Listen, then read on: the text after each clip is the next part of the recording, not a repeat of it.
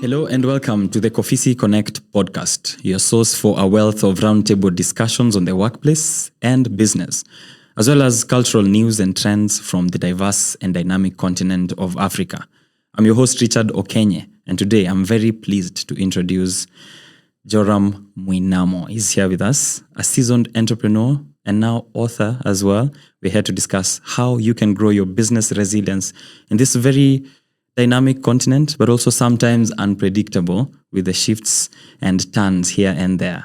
We are also here to discuss about his book, which you can shortly know where to purchase it at. That is The Enterprise Jungle. He calls it a very interesting introduction to that book on the cover. It's an entrepreneur's survival toolkit, but it's cancelled.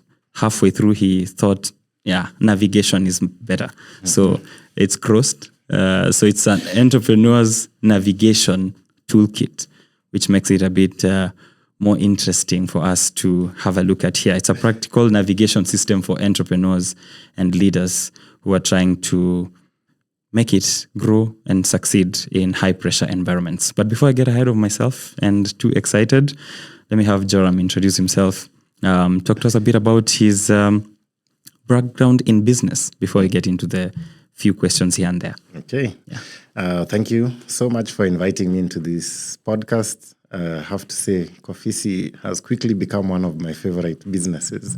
I love just because of everything, the look, the feel, especially of your new space, and also just the interactions we've been having with entrepreneurs within the KOFISI network. So as you heard, my name is Joram Mwinamo. I have been an entrepreneur for a long time. I think I pick the streak from way back, campus days and the like. I would try out different things here and there. But always passionate about building good businesses. I had good training when growing up and through university, through ISEC, exposed me to the world of business. And I figured, because I actually studied computer science in campus. Wow. But have you practiced it? I've never practiced it. Like the last time I did something with computers in relation to my career was my project in university. And I coded and that was it. I never looked back. Okay. But I thank God for the knowledge because, tech has always been very central in everything that I do. Yeah. But after that, I was able to... First, I worked in Uganda, and then I worked in Norway on business-related roles with different organizations. And somewhere in between there is where we had registered the first company that I became an entrepreneur with called Wild International. So it was what you'd call a side hustle for 3 years, since 2004 to 2007. And then 2007 is when I came back, and now we began to build that as first a training company, and then slowly evolved into a management consulting firm because we figured out that we can have a lot more impact by helping organizations, and especially those led by entrepreneurs, just to be a bit better structured because you have amazing entrepreneurs across the continent. And they are very hard workers. They build, businesses out of resilience. But the challenge with organizations is that, if they're doing a very good job at solving the problem that they're solving, they'll grow. And when an organization grows, it starts to get complicated. So here you have an entrepreneur who's done a good job at building the business, but then it starts to grow beyond their capacity and they have to manage all these things they were never trained for or prepared for. And so that's where we saw a gap in terms of we could help businesses understand things like strategy, structure, systems, processes, and how to get the right people into the business so that the business can be able to grow. All right. Yeah. So interestingly, on your site is build a business that works in the real world. What does the real world? Yeah, I'm like, are there people building businesses in the virtual world? You'll be surprised. There's a lot of people building utopian businesses. Businesses that don't really solve a problem. They sound like a great idea. They look like a great idea. And sometimes people even raise money and build a business that looks like it's a great business because it's raised a lot of money. But then it doesn't stand the test of time, where you can see people who've received hundreds of thousands or even millions of dollars and the business still collapses. Yes. So it tells you that that business was not built on a fundamental, principle of this can work. There's a customer, there's a product, and there's enough customers that even with the money we've raised, we'll scale to the level where that money can come back. So I think that's it in terms of, just what that means is, let's build the business for the real world. Yeah. And then when it comes to Africa, there's a lot you can build around a business that would defy what you'd read in your management books from the West. Because a lot of these books are written from a point of view of a more ideal, differently structured environment from how we operate here in Africa. And so, like here in Nairobi, some of the people who make the most money are on River Road. Downtown. I don't know if any of those businesses would appear as a case study of a successful business in any management book, because it doesn't look and feel like what you'd expect to see in those management books. Yet when we go to school, we are learning case studies of Google, of, all these Western businesses. Yet we have a lot of very successful enterprises that have been built from the ground up here, but because they don't look like what comes from out there. And so sometimes one of the things we try and help people reckon with is that, we are in Africa and things work a bit differently. So how do we build businesses that respond to how different we are and, how different things are building up on the continent? Are you saying the famous startup phrase, disrupting the ecosystem, is not something practical because you need not disrupt? That's what I'm trying to... Actually, it is practical. You need to adapt. Just that if you're going to adapt to how this environment works, you will not do it. You see, a lot of, you'd find like when people build startups, they say we are the Uber of this or we are the this of that. And I don't know that that's what we should be building. Maybe we should be building something entirely different based on how our economy operates and the challenges that we face on the ground. And so that's part of the utopia I was talking about, where people are very idealistic about let's build an Uber for this or a this for that. Yet we have so many problems on the ground. If you go to River Road, I'm sure all those businesses have some specific challenges in terms of how they're operating. Maybe it's how to ensure stock doesn't get lost, yet we don't have a barcode system. How do you build something that solves, a problem like that? And I just thought of that off the top of my head. Like if you were to go to Gikomba, our thrift market, you have some of the biggest money makers in Nairobi that operate businesses there. How do you build a business that solves their problem rather than trying to think, how do we build a modern thing like that looks like that thing that has come from Europe or the US or China or that kind of thing? Yeah. So it's just being authentic to our issues and then building based on those kinds of problems, because the fact that these businesses exist and people continue to build them over many years and decades tells you there's something that's working, even if it's not defined as what that thing might look like. So in short, if you go to outside Africa, the CBD, yes, where there's hawkers all over the street, rather than chase them out of town, figure out a system where now we can adapt to how they work. Yeah, and I always give that as an example. Where is the business management tool for hawkers? Who has built an app? I've seen some statistics that say there's 36,000 of them in Nairobi. If you had an app where they are paying 10 shillings subscription a month, that's a lot. That's a lot of money. Yeah. And that's where I say that's the kind of practical stuff. Make that 100 shillings a month, and that money starts to look crazy on a month-on-month basis. And maybe you'd be able to help the hawker track their finances, collect payments easier, save their money, probably invest. Like you could build an app that does all that for the 36,000 hawkers. If it's very useful, that's a business based on our reality, rather than trying to say get them out of the get them into the malls, get them into formal shops. That's what I mean by let's deal with our issues as they are, not as we want them to be, And then maybe from there, now you can help that hawker because they're making money, they're saving, they're, living a more sustainable life. Now they'll think, maybe I can formalize this thing. Maybe I've even saved enough. Now I can get a shop or I can get a stall and I can move on up and that kind of thing. Same thing for Mama Mboga. Where is her business management too? And there's a lot of them. There are many of them.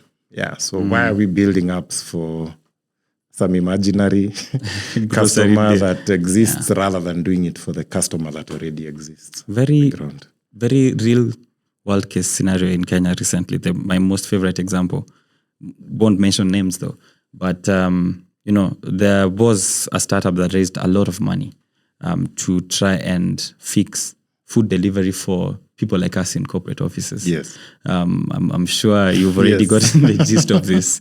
Lots of money raised, lots of marketing done on it, everything that relates to let's tell the people we are here.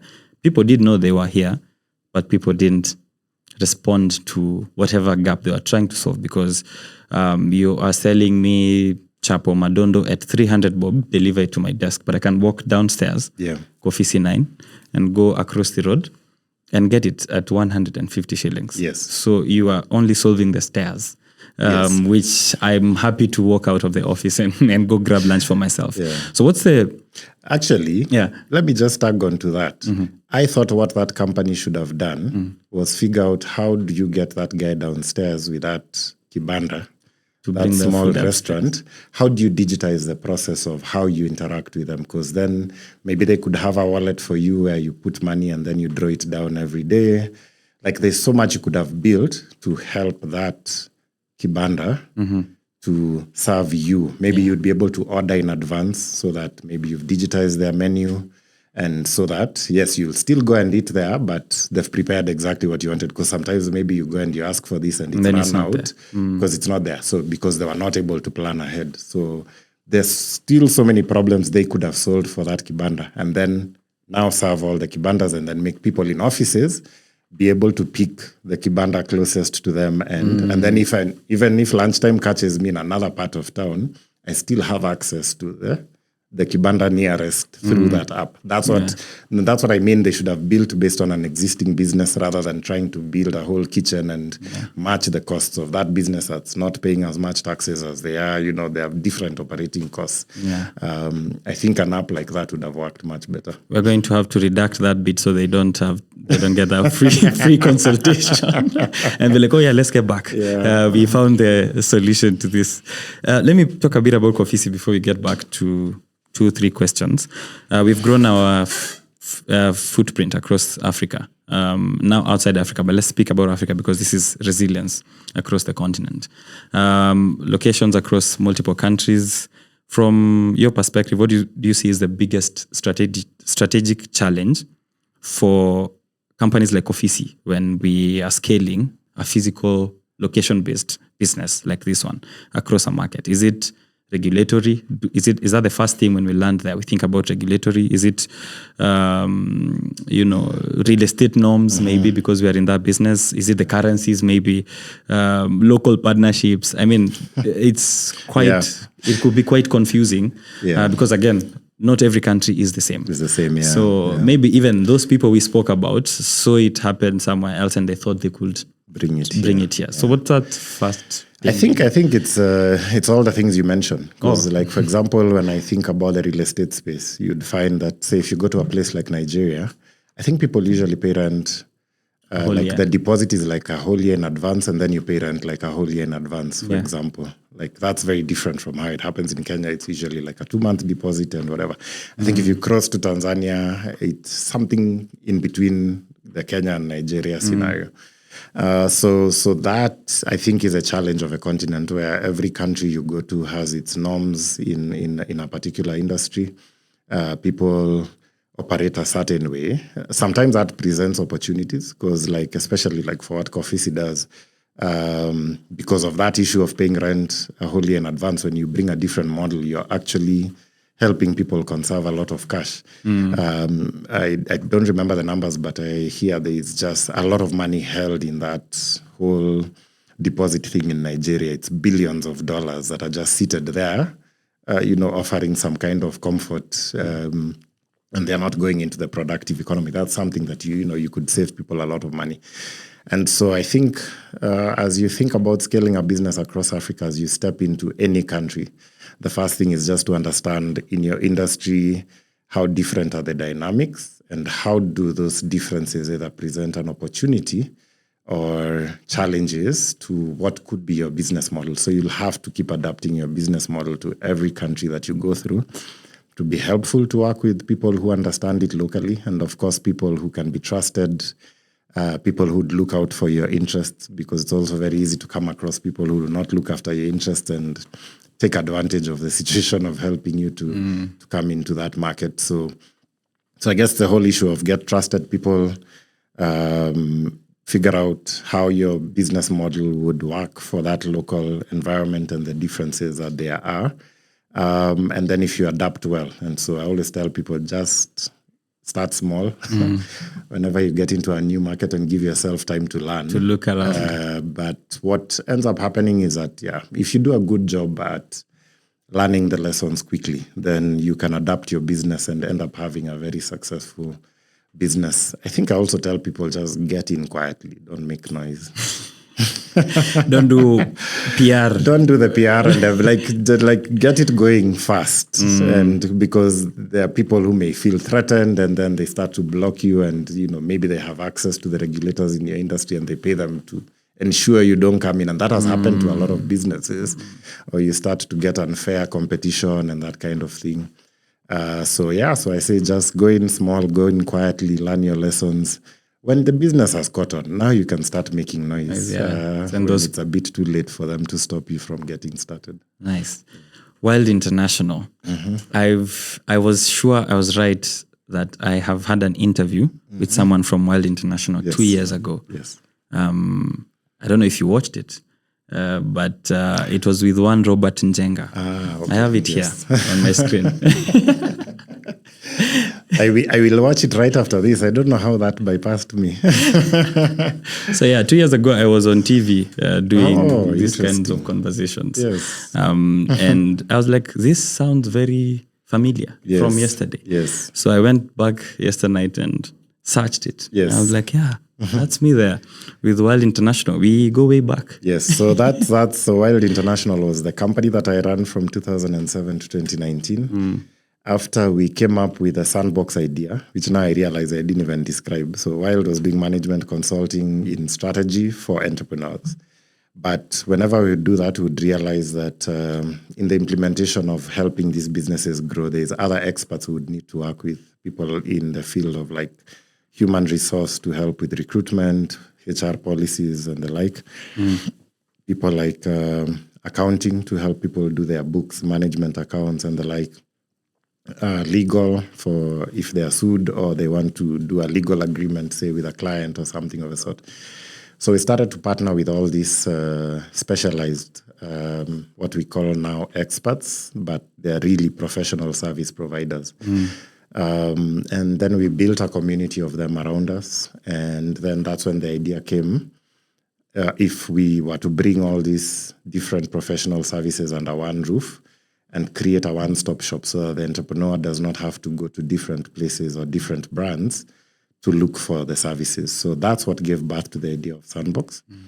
And we developed it over the years. I think we started, I have detailed drawings going back as far as 2012 of what would this center look like, what rooms would we have, how would we structure it. And we eventually ended up looking something like KOFISI. It's a co-working space. So we launched that in 2020 and basically started out with 16 non-competing consultancies. And then that number has now grown to about 30-something. So that's a community we've been building. And so what's happened on one side is entrepreneurs can come to us and they can find every little service or big service they need to help figure out their business where they are. So they could outsource it to us, to one of our experts and a Sandbox to manage for them. And then when maybe they grow big enough, then they can bring the role in-house. So it takes out the complexity of all these different things you need to do to manage, where you have a professional managing them on your behalf until you've built the capacity to bring it in-house. And so that will mean that when you're a small and growing business, from a startup to that, place where you become a stable, big business, there is maybe different experts you could be working with in Sandbox to put the systems in place for you, get you up and going, and then maybe later hire somebody to get it up and running and continue strategic. Okay. Yeah, things that you can do together. When I'm a small business and I'm listening to podcasts like this one, it feels like consulting is such a far off and a very expensive thing to try. I have a 150,000 worth of a business. Yes. I only have like 20K on top. Yes.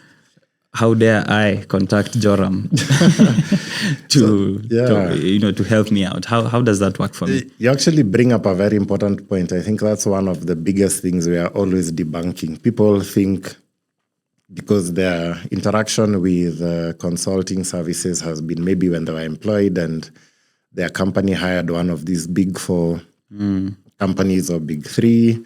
And so that's what they perceive consulting to be. But throughout the time we were building this, from that 2012 that I was telling you, we asked ourselves, is there a way we can productize or commoditize consulting services?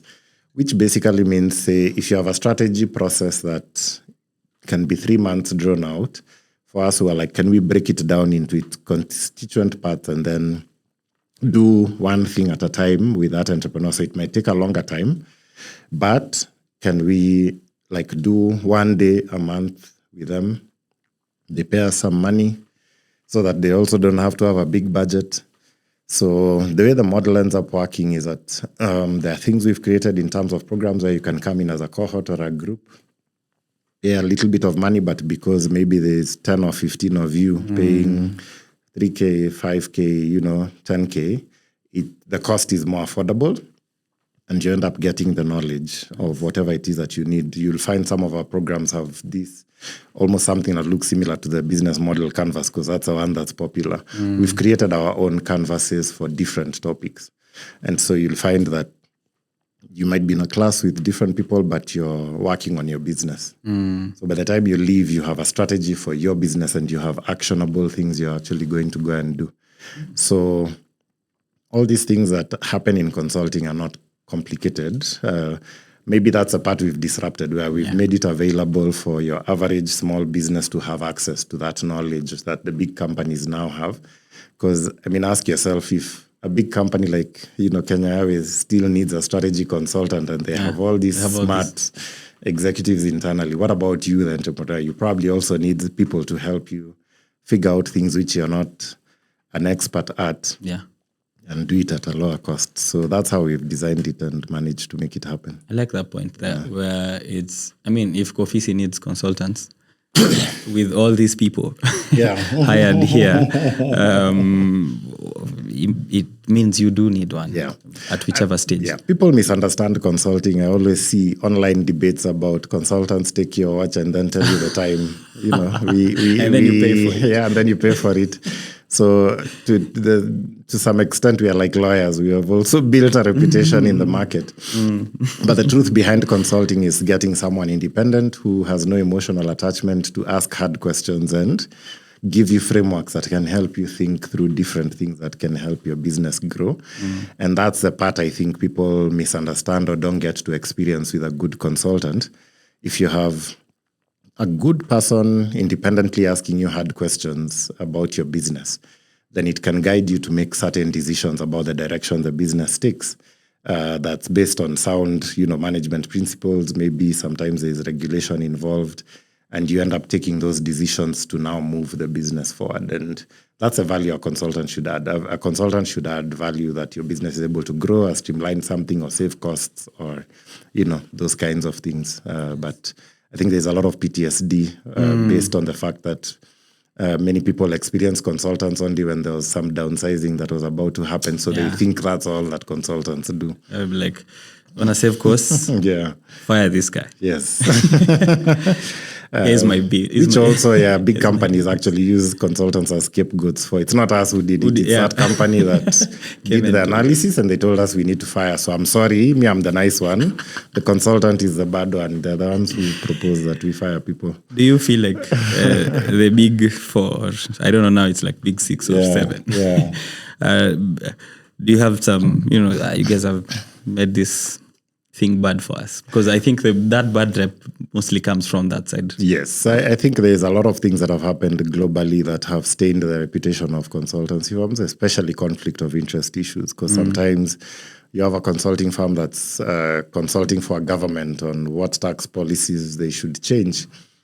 And then you have that consulting firm taking that same knowledge they've helped the government craft and then go back and advise their clients how to navigate these new proposals they've come up with and help them save money. And so there's a case that just happened recently in Australia. So that because you see consultants get access to privileged information and it's very easy for it to be abused. So even as we speak, there is a global debate on should a firm that has an audit and tax advisory also have, a strategy and other advisory, because there's information they get on one side that they can take advantage of on the other side, against whether it's the government or whatever it is. So you'd find that there's some jurisdictions actually adding regulation around consultancy firms, just saying that for the sake of there being no conflict of interest, either you separate this completely or, do some structural changes to make sure this conflict of interest doesn't happen internally. There's also a push for independent governance of consulting firms. So that's also a trend that's picking up quite a bit currently. All those changes reflect a lot of the issues that have happened. I think in South Africa, there was an issue, with the Guptas, which some consulting firms were involved in. So all these have created a bad reputation for consulting firms. But surprisingly, if you look at the consulting industry collectively, it's making more money than it's ever made before. So it tells you that demand for consulting services is actually going up instead of down. Yeah, I like that. Let's talk about the book. Yes. The Enterprise Jungle. I knew we would get very excited about this because I think we're about 30-something minutes in. So let's try and push through a few things. Yes. Also, so that anything else that we leave out, you can reach out to Joram. That will be paid. This is the free, the free version. The free versions. Expect an ad right after this. So the Enterprise Jungle, a very interesting question you were asked yesterday at the event that was held at KOFISI Kaskazi, where there was a lot of book signing and, very exciting. It was an amazing event. I loved it. I'm still, I'm still in there. I'm still yesterday night. So the journey to calling this, first of all, the Enterprise Jungle, and then, why a book at this point? Yeah. Probably reflective of my journey and all the experience I've collected over the many years, building businesses myself and helping other people build businesses. I felt that we had observed a lot of trends, collected a lot of data, and put together a body of knowledge which we were not publishing and putting out there, to say that, look, we actually understand stuff that's going on here, and we've observed a lot of things about what works and what doesn't work. And here's our contribution, into the world of entrepreneurship. The other funny thing is there's very few notable books that have, regarded highly globally when it comes to entrepreneurship that have been written in Africa. So a lot of the books that, you'll see people recommending are again written from the very same environments that are very different from ours. And so one of the things we thought is that we need to add our voice into, and when I say we, it's, basically the Sandbox Wild, together with my co-directors and the like. So I felt that I need to put down the knowledge that I have and contribute a voice out there to this is how business should be done. And even based on all previous books I had read, there's different things that I wanted to change as far as this book is concerned. one, a lot of books in entrepreneurship use a lot of management jargon and just concepts people have never heard of before. And my feeling was always that these concepts end up alienating a very significant portion of the entrepreneurial landscape. There's millions of entrepreneurs across the world, and a lot of them are running small or, your average business. It's not sophisticated, it's not complicated. So if they want to grow, they don't have a consultant to go to who they feel, it's too expensive. And so I was like, can we have something that's simplified, that explains everything, that explains the major concepts around how a business grows, what should they do at every stage of business growth, so it's just collecting a lot of wisdom, because I've built 2 businesses through the growth, journey of businesses from local to regional to global. And also I've observed clients we've helped go through that journey. And so we picked up just wisdom on what we've seen is crucial at every stage for the entrepreneur to make that decision of this is the thing I need right now, this is the thing I need to invest in, this is how I navigate it. So if you go through the different chapters, you'll find just short paragraphs in plain English saying, if it's time for governance, if you want to put a board in place, this is what a good board looks like, this is what a bad board looks like. So, if somebody is in that space, at least they have something to refer to. And that's why it's a navigation tool that can help them at least have some basic knowledge about, at least that's what this thing should look like. If it comes to putting a sales process in your business, what's a sales process? What are some of the sales concepts you need to know as an entrepreneur, so that even if you get salespeople, at least you're helping them use a structured process to do the sales for your business. And it's different for products as it is for services. So just helping people understand these different things, because I feel like there is no process you go through earlier in your life that tells you this is what entrepreneurship is and this is. So, this is the path you should go. And if you're experiencing this, it's normal. And that's, I think, another important thing I wanted to do through the book. Just normalize that if you're going through an experience where you've broken up with a partner, that's normal. It's not abnormal, because you could be there thinking, oh, I'm special, this is different, it's over. If you go through a place where things are failing, it's normal. Yeah, right. So just to normalize the different experiences. And then also just to personalize it and help people realize that entrepreneurship has a huge emotional and personal toll, whether it's on yourself as an individual, if you have a family, all those will be affected by this journey, whether it's trying to be balanced so that you're not spending too much time at work as you build this thing, whether it is that, you need to separate your personal finances from your family finances and make sure that the business does not eat into the family and, vice versa, so that, both can survive a bit better. So it's just, going into those different topics and snippets and, simply explaining this is probably what you're going through. This is a decision you should probably make. And if, it's working, not working, don't worry. This is what the journey looks like.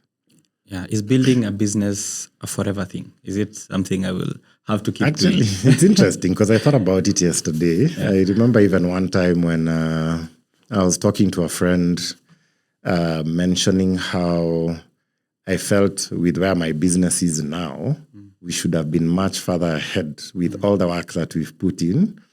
And then that friend asked me, do you think that big global business, say IBM or Apple or what, do you think they're also not figuring out things right now to ensure them stay ahead for the future? So it's like, this thing is never going to end. You'll always have something you're figuring out. And it just comes with the journey, because yes, you'll become that big business. Maybe now you're formidable, you're a known brand, maybe a big competitor comes. So you'll always have something that you're dealing with that you need to figure out. Or a disruption comes, AI now comes and you've built your systems, based on previous technology. Now you have to figure out, how do we stay ahead of the curve? So I think there's always something you'll be figuring out, even if it's just to stay fresh, because sometimes you start your very innovative idea, but 10, 15 years down the line, now you're mainstream like everyone else, and there's younger people coming up with more innovative things. So you still have to figure out how to survive. Yeah, now they're calling you legacy. Yes, now you become mainstream and legacy.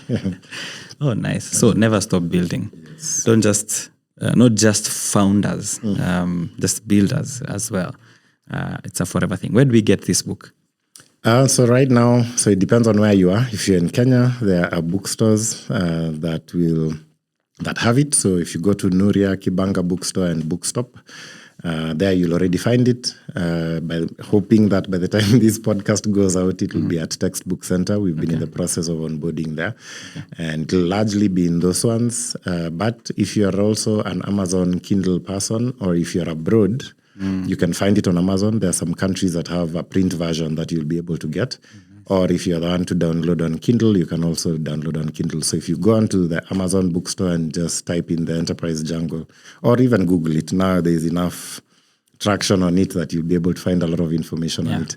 But you can go to my website. Now I have a personal website, www.joramwinamo.com. You'll find everything there in terms of how to purchase a book. I'm on there right now. Yes. Is this also where I reach out to you if I need some consultation? If you want me to do a speaking engagement or some consultation or whatever it is, and also if you want to reach out to us at Sandbox, so that one you'll go to a different site, sndbxinternational.com. That's sandboxinternational.com, our website. You will, when you go there, you will realize we're in different countries. So it will depend on each country you're in. Okay. If you want to reach out to us. But yes, you can find us there. Right. I have a lot I could speak, but I think I leave the rest for them to figure out and reach out to you. JoramMwinamo.com. That's where you can get to see a snippet of the book, what you expect inside about Joram as well, and much more if you want to contact him. Thank you very much for coming through here. Yeah, thank you. This was fun. We should do this again. I loved it. Totally loved it. Yeah, love to hear that. I wish I had more time, but for sure we'll do a follow-up to this. I've had a very good time as well. I use this as my free consultation services. So you'll find me here again. Yes. Stealing ideas from you. Thank you so much for coming through. Thank you. This has been KOFISI Connect podcast. Thank you for tuning in. I'll catch you in the next episode.